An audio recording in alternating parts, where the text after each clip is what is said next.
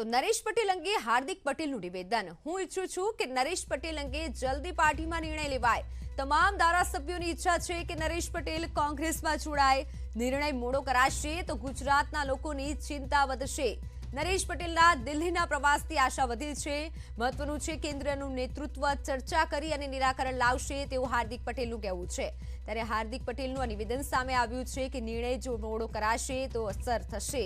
મહત્વનું છે નરેશ પટેલ અંગે જલ્દી જ નિર્ણય લેવાય તેવું હાર્દિક પટેલે નિવેદન આપ્યું છે અને સાથે તેઓએ કહ્યું છે કે નિર્ણય હવે જલ્દીમાં જલ્દી લેવાય કારણ કે નરેશ પટેલના દિલ્હીના પ્રવાસથી આશા વધી છે તેવું પણ હાર્દિક પટેલે જણાવ્યું છે। હાર્દિક પટેલે નિવેદન આપ્યું છે અને સાથે જ કહ્યું છે કે હવે જલ્દીથી જલ્દી નિર્ણય લેવાવો જોઈએ કારણ કે જો નિર્ણય મોડો કરાશે તો ગુજરાતના લોકોની ચિંતા વધશે તેવું હાર્દિક પટેલે સીધું જણાવ્યું છે। નરેશ પટેલના રાજકારણમાં જોડાવાને લઈને હાર્દિક પટેલનું આ નિવેદન સામે આવ્યું। હાર્દિક પટેલે કીધું છે કે જો નિર્ણય મોડો કરાશે તો ગુજરાતના લોકોની ચિંતા પણ વધશે। ત્યારે હવે નરેશ પટેલ રાજકારણમાં જોડાશે કે નહીં તે મુદ્દે પણ ગરબાઓ ફરી એકવાર આવ્યો છે કારણ કે હાર્દિક પટેલે ફરી એકવાર નિવેદન આપ્યું છે। નરેશ પટેલ અંગે હાર્દિક પટેલનું આ નિવેદન।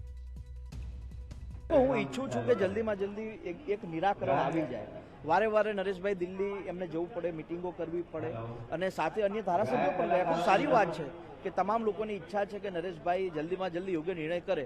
મારી પણ નરેશભાઈને મેં પહેલાં પણ કહ્યું છે અને હજુ પણ કહું છું કે જેટલું મોડો નિર્ણય કરવામાં આવશે એટલું ગુજરાતની જનતાની ચિંતા વધશે।